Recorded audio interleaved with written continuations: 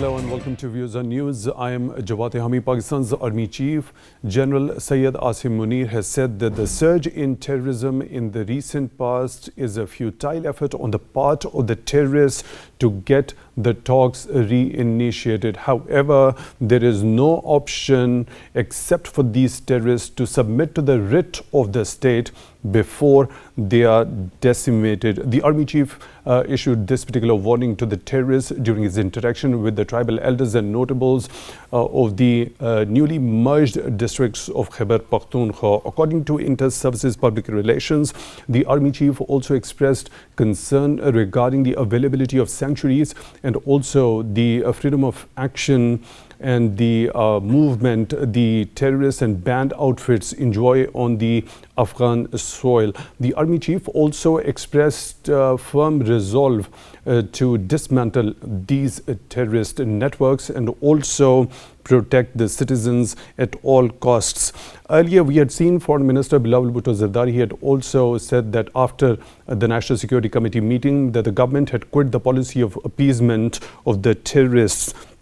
Most recently, we have seen the Foreign Minister had also hinted at taking a direct action inside Afghanistan as a last resort if the interim Afghan authorities don't cooperate and don't take a concrete action against the banned outfits that are operating from the Afghan soil to carry out the transnational terrorist attacks. Later on, we saw the Supreme Leader of the interim Afghan authorities, Habatullah Akhundzada, warned the fighters against launching attacks outside Afghanistan. Their defense minister said, let me quote, if the Amir prevents the fighters from going to the battle and they still do it, it is war, not jihad, unquote. Also, as per some reports, we saw that the Taliban leaders held, for the first time after they took over Kabul, the talks with the US officials in Qatar. Will be taking this particular thing also up for discussion in today's show. And for that, we are honored to have been joined in the studio by Dr. Amna Mehmood, expert foreign affairs. Dr. Amna, thank you very much for your time, for being with us on Views on News tonight. Really appreciate that. On Skype at the same time, we are being joined by Lieutenant General retired Raza Mohammad Khan, former president of the National Defense University. General Raza, thank you very much for your time also for being with us on Views on News tonight. Really appreciate that. Let me begin the discussion with you, Dr. Amna. Now, a loud and a clear message has been delivered by the Chief of Army Staff, General Syed Asim Munir, to the terrorists. How do you look at that? I think that this is the clear warning, not only a message, because their intrigue in the Pakistan, that is actually against the people of Pakistan, and we have seen the recent surge in terrorism because of this TTP. And we have been warning to Afghans before that, even many times, that they should not allow anyone to use their soil against Pakistan, but that practice is continued, especially in post-withdrawal period. And we expect from Afghan Taliban, since they are in power, that the Pakistani territorial independence should be respected, and there should be no interference by any of the power, including the Afghans. And if they are going to support TTP, in any case, that we are not going to tolerate. You see that how much collateral damage was there, and that was all civilian in Bajor in recent instance, and there are a number of others.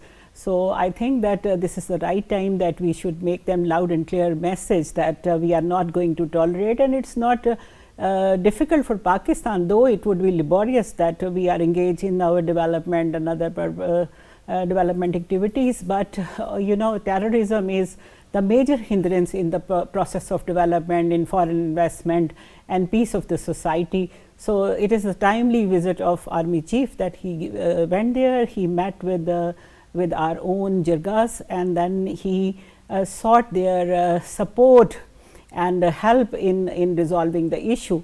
And they are all sick of that. They are all sick of, because they are the direct target. We are just listening here and we are feeling pains, but they are suffering. Their development is suffering, and since they have been merged into KP now, so they have entered into a phase of they have been entered into new era. There should be new universities, new businesses, and if this terrorism would continue, certainly their development would suffer.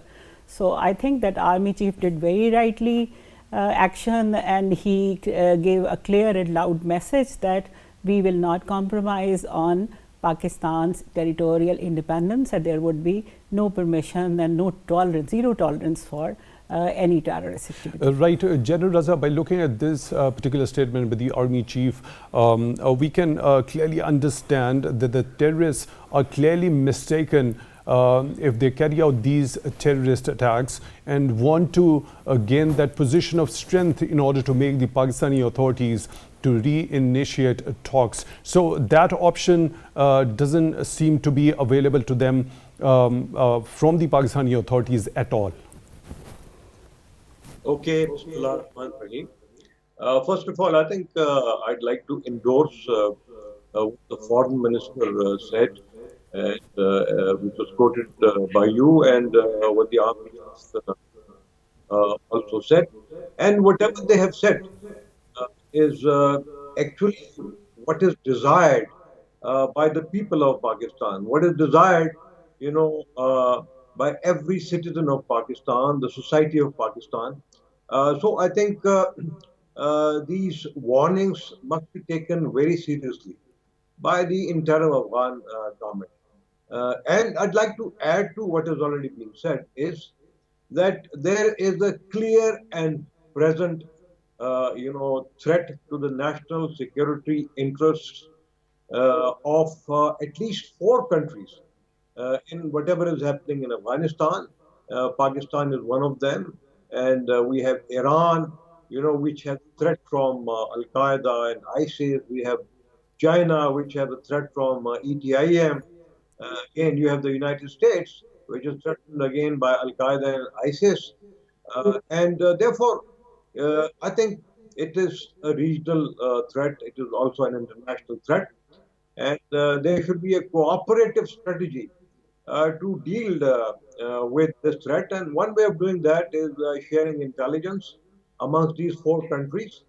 The second way is that, there have to be, a combined sort of incentives and disincentives given to the present Afghan government, whether they are in the domain of economic pressure or political pressures, or other areas, of influence of the government. That is, I think, important to do. And but of course, we should not rule out the hypothesis that whatever help and support India may be giving to all these terrorist groups in Afghanistan. And there is a possibility that India itself or elements are financially supporting and also, I think, encouraging these elements to attack the national security interest of Pakistan. And they may be deliberately doing this, to spoil our relationship with Afghanistan, because it is probably not their national interest. I'd also like to comment, on what the Afghan defense minister, said to the Afghan troops, as you also quoted, that if the Afghan armed forces, are employed against any country outside Afghanistan, it's not going to be jihad, but just war. I think they need to give another edict, in which they should clearly say that those elements who have their sanctuaries inside Afghanistan, even if they are using those sanctuaries, and if they attack Pakistan or any other countries, then that is also, not jihad, but that is the fitna. That must be very clearly said by them. And if that is done, I think that will show the seriousness of how we feel the threat in Pakistan.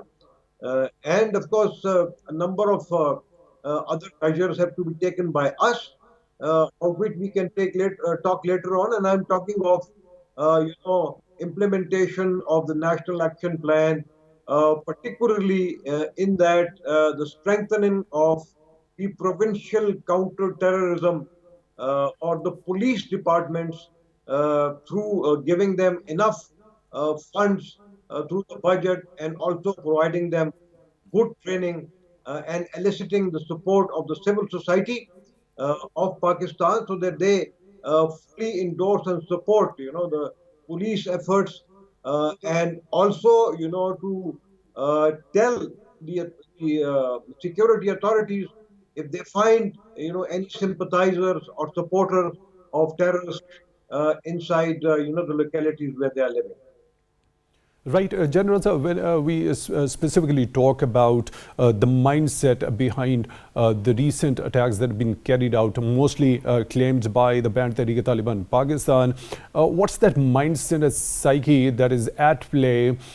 Is it to gain that position of strength against the Pakistani authorities, to push them to come to the negotiating table, which is, of course, been repeatedly ruled out by the Pakistani authorities? First, the foreign minister after the National Security Committee's meeting, and now by the army chief himself, that the talks are not an option until these terrorist groups submit to the writ of the state. Absolutely. I think they do not have this option now. I think that option was given to them in the past, and I would call that as an experiment, which did not, augured well for Pakistan. And therefore, it is now the right decision, to talk only to the interim Afghan government, where there are, sanctuaries of many terrorists. And actually, those sanctuaries have to be uprooted either by the interim Afghan government, or, as I said earlier, all these four countries who are threatened by them, and they should keep all their options open to do that. And of course, they should be aware that the nexus amongst the various terrorist groups, which is Al-Qaeda, ISIS in particular, and the TTP, that nexus must be broken. And there are ways and means available to break that nexus. As far as, putting pressure on the government of Pakistan, to renegotiate the matter with them, I think they should now very clearly understand that that is an exercise in futility, and that is not going to work. There are numerous cases against them in Pakistani courts, and if they want to settle back in Pakistan, well, they have to come and accept, the constitution and the Pakistani laws, surrender their weapons, and, pass through trials of the courts, and then whatever decision is taken by them, whether they actually punish them or other measures are taken, only then, they can become law-abiding citizens of Pakistan. And if they want to then, have any other sort of avenues of peaceful sort of measures of whatever their demands are, well, at that time, then they could also be considered. Right. Dr. Amna, do you think that by launching such type of attacks, the terrorists can get the position of strength to make the authorities come to the talks? Obviously not. They are fighting against a state, not a non-state actor. If the non-state actors are fighting with each other, their strategy should be totally different, that they should use pressure tactics, then violence should be the resort, because both sides are using the same. But Pakistan is a state, and that has been able to resolve this terrorism issue number of times, Zarbias, when other exercises we have done in our FATA region, in our KP region, and elsewhere. So they should change their strategy. They should come to negotiation table if they want to have some concessions, some facilities, and if they want to absorb in the society as a normal citizen. Being the citizen of Pakistan, they can request, and for that purpose, the only option is that they should surrender before the authorities. They should hand over their weapons and then come to negotiation table. And if still they want to come to negotiation table carrying their weapons, then they should negotiate first, that we will surrender if you will facilitate us by this thing. But this is not the way to But resort that to calls for a violence. complete surrender on their part, submitting to the writ of the state. Submitting to writ of the state means that they would not resort to violence in any case, and they would first come to negotiation table.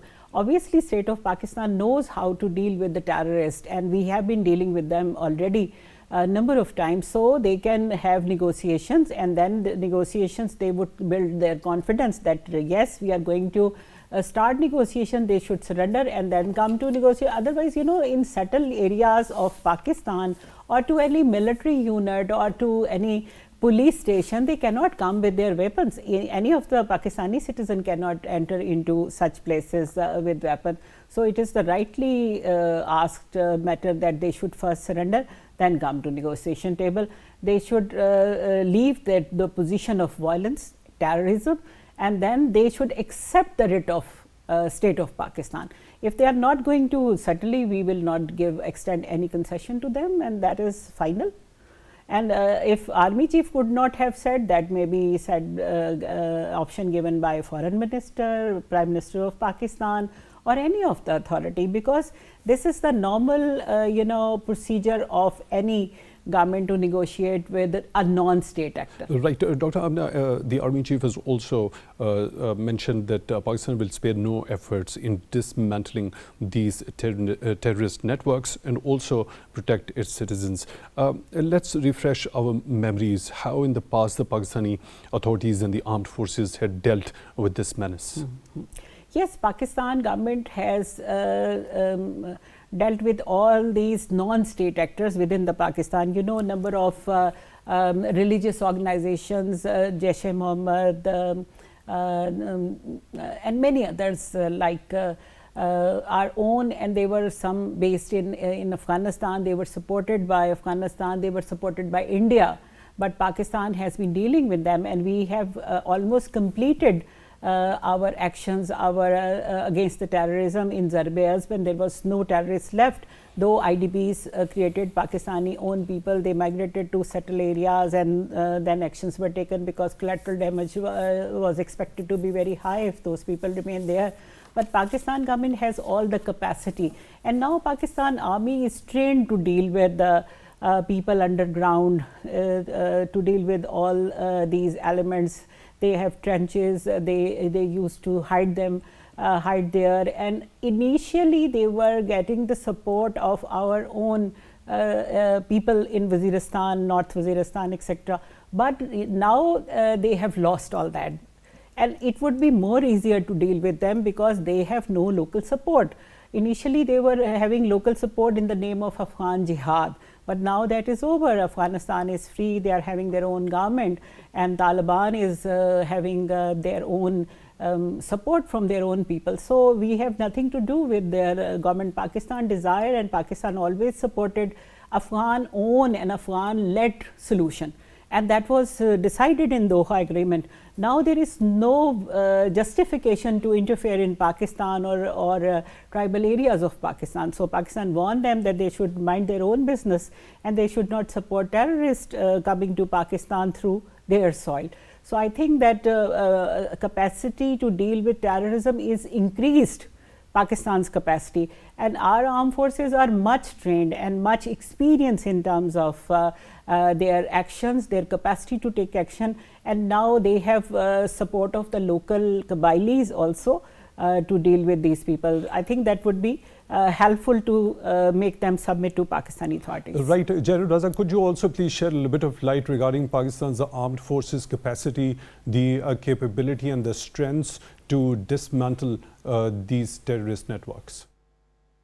Well, I think you can divide that capacity in two parts, and one is the defensive capability, which is again through the intelligence-based operations, better border control measures, plus the national action plan and a number of provincial action plan and a number of other things.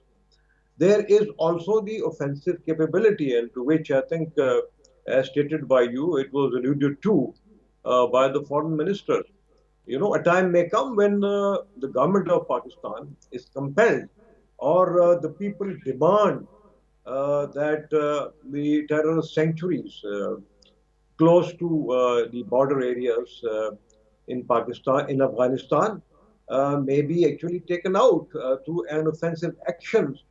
So I think our armed forces have proved it in the past that they do possess that capability, and I think given a political direction, I think this can be done very, very swiftly. But then, of course, it will have repercussions for the Afghan government, and we do not want that our relations should be spoiled with the Afghan government. And therefore, they need to recognize this as well, that there could be a political decision taken on the matter, and if that decision is taken in addition to the other incentives and disincentives that I mentioned, and of course, one of the some of the disincentives are the softer ones, like closing all the traditional crossing points with Afghanistan, including Chaman and also at Khyber and other places. And the return of the Afghan refugees, I think, must now be on the agenda. I think of both Pakistan as well as Afghanistan, because some of the terrorists may be crossing over to Pakistan in the garb of refugees. Some may be crossing in the garb of traders. So therefore, the border management has to improve. At the same time, the interim government must respect the Pakistan-Afghanistan border. They should agree to jointly monitor and defend it with not only Pakistan but Iran. It is in their interest to do so. They should stop calling, the Pak-Afghan border as the Durrani line. That is history, because the entire world has recognized this border as an international border, and there are now still some elements, probably of the old guard, which are calling our international border as the Durrani line. So I think all these things need to be communicated to them, and we hope that better sense will prevail there. And one way, again, of doing that is really to contact the supreme leader of Afghanistan, religious leader, and even political leader, Mr. Baitullah Khunzada, who had previously, as I said, who had given that fatwa or edict about Afghan armed forces not attacking outside Afghanistan. So I think in addition to other politicians of Afghanistan, from the Ministry of Defense, the Ministry of Foreign Affairs and Interior, I think direct contacts need to be made by the supreme leader, by not only Pakistan, but I think China and other countries bordering Afghanistan, Iran, to communicate the concerns of these countries directly to him. And thereafter, I think it will be much easier. Right, General Raza, I'll come to take your detailed opinion regarding the statement by the Supreme Leader of the interim Afghan authorities. For now, we are joined by another participant in the show, Mr. Iftikhar Firdous, senior journalist associated with the Khorasan Diary. Mr. Iftikhar Firdous, thank you very much for your time, for being with us on the show.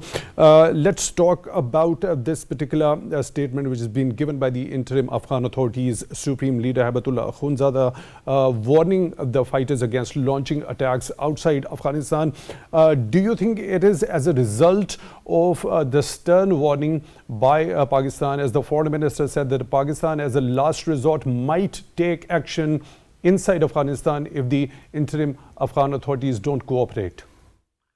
So there's a little background to this entire discussion and these statements that have been made. We've seen that last time when the peace talks failed, we saw a number of attacks, and not just by the TTP, but other splinter groups, including the Hafiz-ul Bahadur groups and the Lashkar-e-Islam in different areas of Khyber Pakhtunkhwa, as well as in some portions of Balochistan as well. And then we know that when the first period of the ceasefire ended, somewhere in February, immediately after the formation commanders meeting, there were two bombardments that took place within Afghanistan. One was towards the side of the Kunard, bordering our Moman tribal district and Bajor tribal district, and the second was actually Pakistani aerial strikes in the areas of Paktiya, close to the areas of North Waziristan, with particular reference to the Laman area, where there is a high presence of Pakistani Taliban, even now who the Afghan authorities consider to be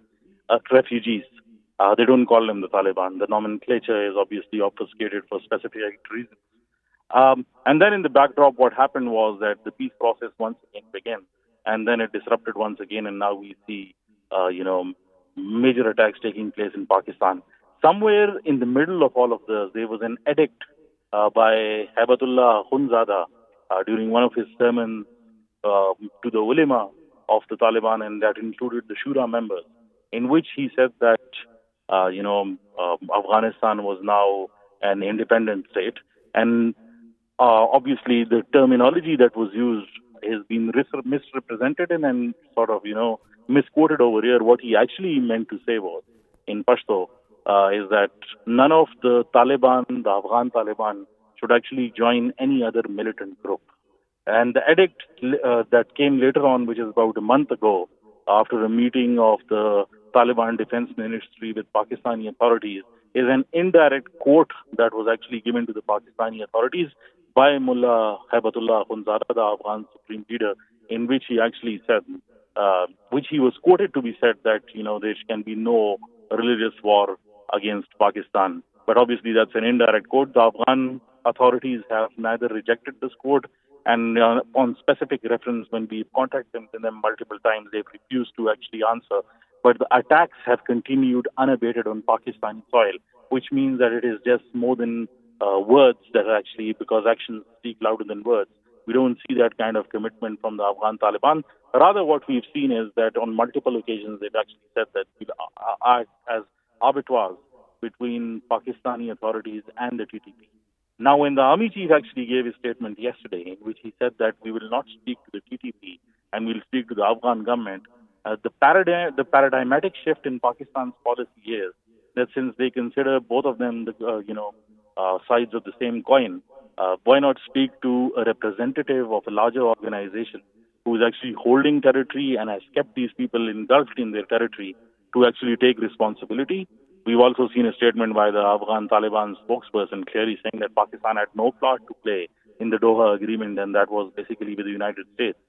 Obviously referring to the point in which it said that there will be no foreign fighters or forces. But the fact that the Taliban are still in denial on international forums, saying that most of the attacks are being carried out by the Pakistani Taliban inside Pakistan's territory, our own policy seems to be that of a strategic patience, an often used term now, a cliche, in which it said that let's see how this entire system pans out. But for now, we don't see any headway. We've seen a lot of back channeling as well as diplomatic efforts to cool down both sides after the Pakistani defense minister's statement. But to be very honestly and very clear at this particular point, we don't see even today the TTP has managed to claim 3 different attacks, although the claims are exaggerated, but obviously the attacks did take place. Yes. Right. Mr. Firdous, when we talk about this particular statement that was quoted by the Defense Minister Muhammad Yaqub Mujahid to the security forces of Afghanistan. Now, when we specifically talk about this, when he goes on to say that if the Amir prevents the fighters from going to battle and they still do it, this is war, not jihad. So as per the reports, we haven't seen any, although they have differentiated what jihad is and what war is. If it happens with the permission of the Amir, it would be considered as jihad. Otherwise, it wouldn't be considered so. But what if the fighters continue to do so without the permission of the Amir? There is no mention of the accountability or any sort of an action that would be taken against those. I think one needs to understand the paradigm in which the Afghan Taliban are functioning at this point. The ministries are divided as fiefdoms based on ethnicity as well as the power structure of the Afghan Taliban. Majority of those people who are in the Rahbari Shura, which is basically the higher council that makes decisions, are majority of those Taliban leaders that have been imprisoned by Pakistan. Almost half of them are those people, and they are somewhere in their 50s simultaneously. And if you look in the way that the resentment is, while Pakistan has mostly obtained that there is an understanding with the higher authorities in Afghanistan, you can still not consider the Afghan Taliban as a structured organization. Despite the fact that they are the de facto government within Afghanistan, you cannot expect that they would act as a government. And so that trickle-down effect of orders is not the same. Look at the attacks that have taken place in multiple places within Pakistan, including the one, in Balochistan, the ones in Lucky Marwat that were claimed by a shadow organization known as the Tehrik-e-Jawad Pakistan. Almost 17 suicide bombers being used, out of which only 2 were of Pakistani origin. The rest are all of them being Afghan. The same is the suicide bombings, majority of them, about 9 suicide bombings being carried out in North Waziristan. And then when you look at the identities, majority of them are Afghans. So the trickle-down effect of those orders doesn't seem to be working, or either is just words and there is no action to it. I think there needs to be a larger diplomatic effort in order to rein in the Afghan Taliban, as well as Pakistan. Obviously, we've seen that now there is talk of, rethinking the Afghan policy and the way we engage. But obviously, that has to be done with a lot of understanding. I think one of the major problems is our economic woes and our over-dependence on the borders of Afghanistan at this point, plus as well as the number of earnings that we've actually put in through since the borders have been reopened. And as the person that was speaking before me also highlighted, that the borders, in terms of our free trade course, as well as majority of the CPEC initiatives linked to Afghanistan, are something that need to be taken into consideration before any coercive action is actually sought. So the result will always be talks, I think. And that's why we see the army chief clearly saying that we will talk to the government now and we will not talk to individual entities. Right, Mr. Firdous, one last question. When we talk about the Afghan interim authorities, if they are not able to establish the writ all across in Afghanistan, so that establishes the question of their capacity.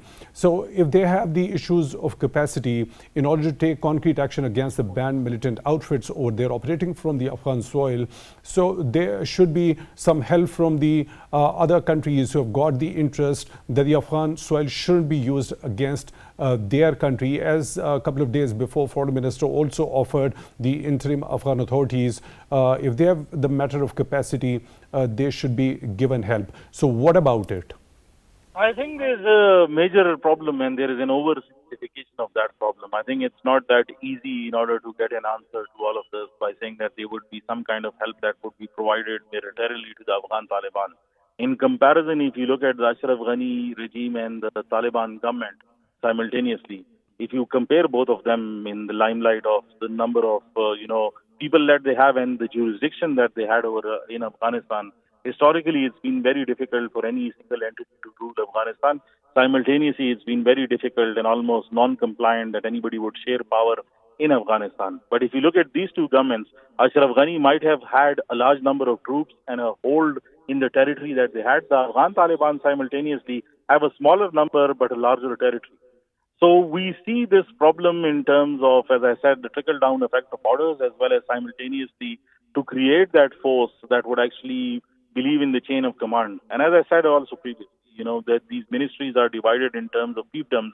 There is a chain of command, there is an understanding amongst themselves, but the decisions even made by consensus are not always obeyed on the ground by people, because they have their individual, understanding of the situation, as well as their own limitations, to sort of go out and complete the task that has been given to them. It's a catch-22 phase right now, and I think that the only way is to sit across the table, and it will not happen without the help of, other countries that have previously played part, particularly the United States. It requires a huge diplomatic effort from the United States as well as China to rein in the Taliban and bring them all to the table. As far as other militant organizations and banned outfits are concerned, those militant outfits have clearly said that they hold allegiance to the Afghan Taliban. We haven't seen any rebuttal from the Afghan Taliban against the statements that these organizations have been making while they've been carrying out attacks on Pakistani soil. That very clearly shows, and I think by now it should be clear that the Afghan Taliban will never take any action against the TTP, because they are ideological brothers holding allegiance to the same leader. And I think that they are now considered to be, a veritable extended arm of the Afghan Taliban in Pakistan's tribal areas, who are not just militarily expanding but also ideologically expanding. I think Pakistan really needs to think in terms of how to tackle this problem. Only alone counter-terrorism measures will not help them. You cannot fight forever. There will definitely be a requirement in which certain measures need to be adopted on a diplomatic level, but also there is a social milieu that is required so that the ideology does not spread. Right, Mr. Iftikhar Firdous, senior journalist associated with the Khorasan Diary, joining us on the phone. Thank you very much for your time, for being with us on the show. Dr. Amna, when we talk about this particular statement by the interim Afghan authorities supreme leader, it differentiates between jihad and war, but there is no mention if the fighters go without the permission of the Amir. No accountability is mentioned. Isn't it surprising? Yes, it's surprising, but I think that this is the task of the government, Afghan government, rather than the Akhundzada Sahab. I think that their problem is certainly very complex, and as Mr. Firdausi and as General Raza mentioned, that we have to work on multiple avenues we have to open. Iran, as number of times General Raza mentioned, that Iran is already working on that. Iran is having serious water disputes with them, and they are taking up this. Similarly, as Iftikhar Sahab mentioned, China is more relevant. Because China is also vulnerable. You remember this in 90s, there were complaints by China that there would be border terrorism started by these Taliban and other non-state actors, and they were taking serious note of that. Now they have a lot of investment in Afghanistan, and they are investing on finding gas, oil and other mineral resources. And since they have their investment, they would need anti-terrorism activities as well, and they have to maintain peace over there because their investment would be safe, otherwise that would be threatened. So Pakistan can coordinate with China to maintain peace on our border. Secondly, it is very right that there were a number of when General Moinuddin Haider was Interior Minister. I remember at that time there was a suggestion that only 2 border points should be opened, one Turkham and other Chaman. And on those borders, Pakistan have been insisting that there should be proper management of documentation. Otherwise, no person can enter. But we see that that is not maintained by the Afghan government. They say that we don't have capacity, we don't have forces, but they have to do that, and we have to negotiate with them.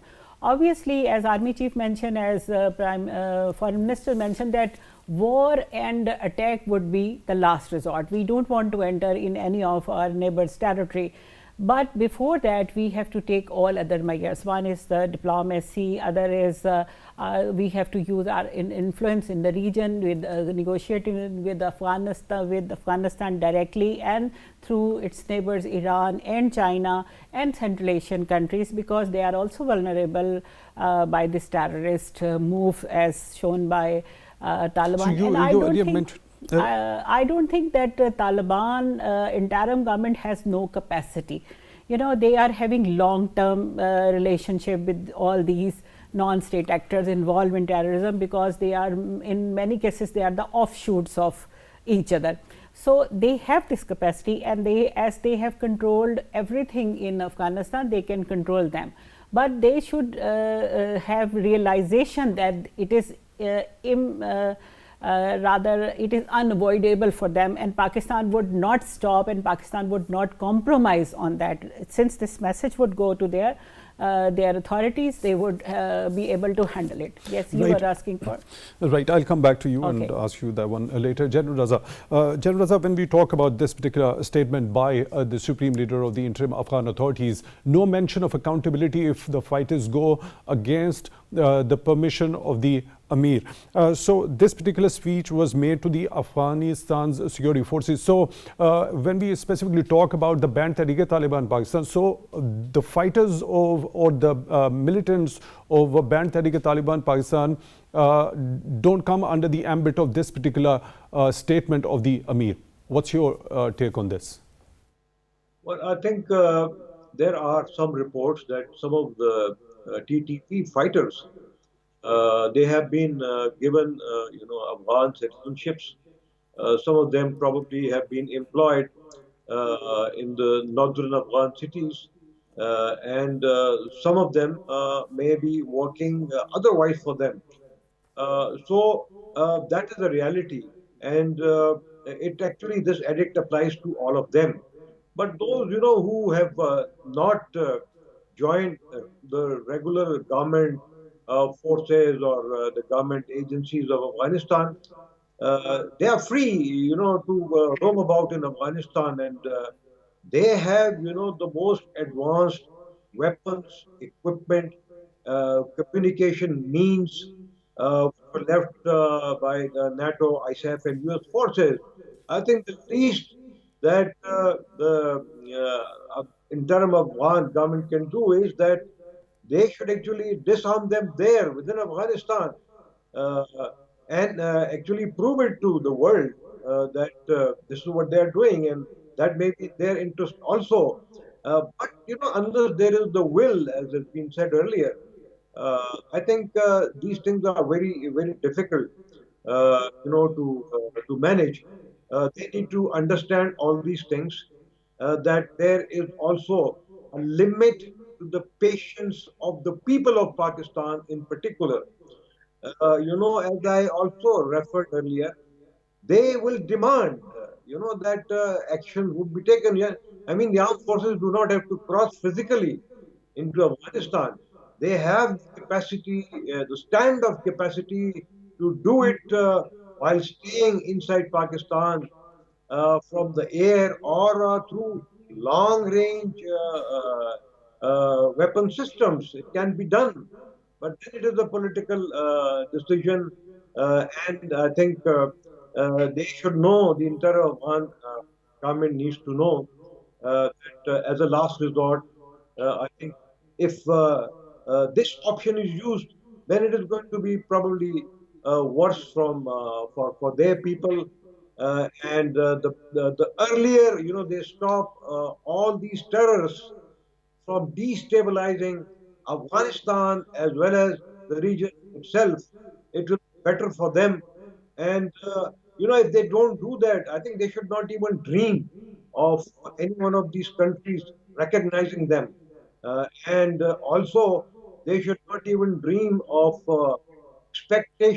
expecting from Pakistan that we will recognize them unless they formally and clearly recognize the Pakistan-Afghanistan border. I think, having said that, the narrative of the TTP, I think it has been partially beaten by our, Pakistan ka Qaumi Bayaniya, which was actually very well authored by the International Islamic University. But I think some same that kind of a bayaniya or narrative should also include,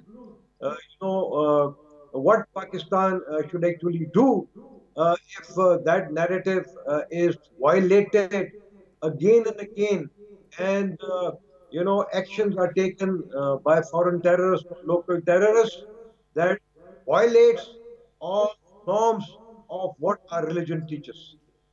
Right, General Raza, when we talk about Pakistan taking a direct action if the Afghan authorities don't cooperate in this matter with Pakistan, do you think Pakistan would be able to garner the international community's support in that regard? I think when Pakistan's national security interests are threatened, we do not need to take permission from anyone from outside. If the political military leadership of the country feels that that option needs to be exercised, then we should first exercise the option, and then, if needed, give an explanation to others. But in my view, I think they all know the realities of the ground. And as I said earlier, they know that unless this is done as a last resort, I think threats will continue to emanate to the regional peace and stability as well as the world peace and stability. Right, Lieutenant General retired Raza Mohammad Khan, former president at the National Defence University, joining us on Skype. Thank you very much for being with us on Views on News tonight. We really appreciate that. In the studio, we were joined by Dr. Amna Mehmood, expert foreign affairs. Dr. Amna, thank you very much for your time, also for being with us on Views on News tonight. Really appreciate that. With that, we come to the end of today's episode. Thank you for watching.